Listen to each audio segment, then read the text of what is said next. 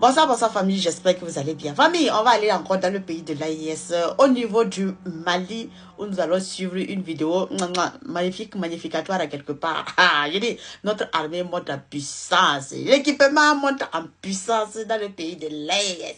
Bravo, bravo encore pour les nouveaux trucs jolis comme ça qui sont venus au niveau du Mali, les Akensi, la puissance de ça, la force de ça. Akensi, lui, il s'amuse pas. C'est pas en fait un petit drone où ça frappe seulement que c'est 20 ou 50 que ça... Non, Akensi, quand lui il frappe là.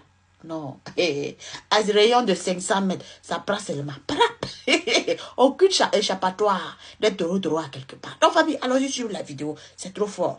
L'arrivée de Akensi au niveau du Mali. Ça va tirer les taureaux. Loin des regards, dans la plus grande discrétion, les chefs militaires se retrouvent.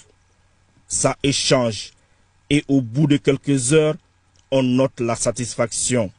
Car l'un des plus grands projets militaires, longtemps réfléchi, mûri, voit enfin jour. L'armée malienne se dote encore de nouveaux vecteurs aériens. Mais ceux de cette fois-ci sont de véritables bêtes de combat. Leur capacité et puissance de feu dépassent souvent l'entendement. Le drone Akensi, c'est un drone de l'entreprise turque Baykar, la même qui conçoit les TB2. C'est un drone, à la différence du TB2, qui a deux moteurs turbopropulseurs, ce qui lui permet d'aller à une altitude supérieure à 11 km et ça lui permet d'aller à des vitesses aussi grandes que 400 km/h. Nous avons une autonomie selon la configuration qui peut aller jusqu'à 24 heures. L'appareil il est capable de transporter des bombes avec un poids total de 1500 kg. Nous avons des bombes de précision qui permettent de tirer avec de très grande précision. Il est équipé d'équipements de vision qu'on appelle les boules optroniques qui permettent de voir de jour comme de nuit. Ça peut couvrir tout le territoire national. Depuis leur arrivée au pouvoir en 2020, l'armée malienne s'est totalement métamorphosée. Des équipements de pointe sont régulièrement mis à sa disposition. Ces actions sont l'un des vœux les plus chers au chef suprême des armées, le général d'armée Assimi Goïta. Grâce à l'écoute permanente du peuple malien, les plus hautes autorités du Mali ont placé le retour de la sécurité au sommet des priorités de l'État. C'est pourquoi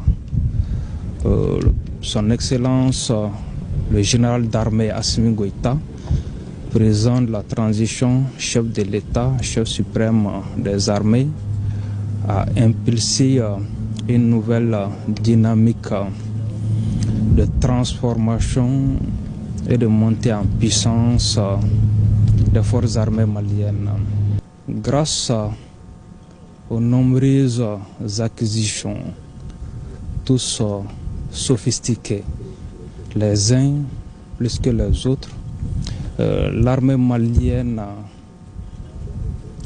a franchi des paliers inattendus, consolidant ainsi sa place dans le groupe des armées modernes.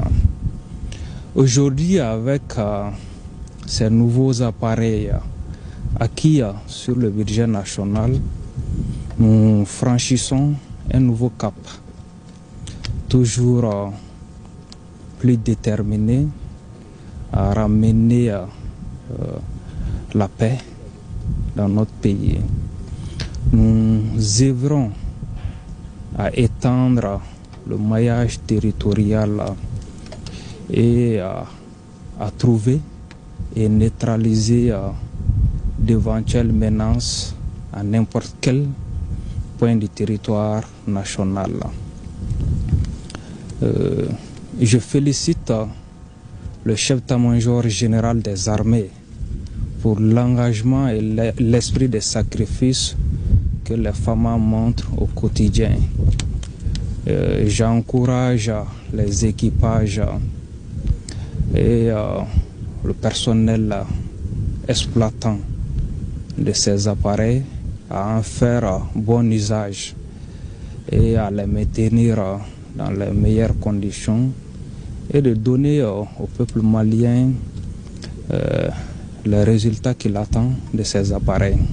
Fin 2024 annonce de belles perspectives pour les forces armées maliennes, car de nouvelles acquisitions seront bientôt présentées au grand public.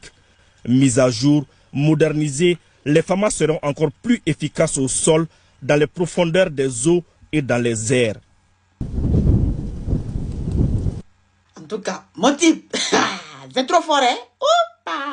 Je dis, l'île est trop. Ah!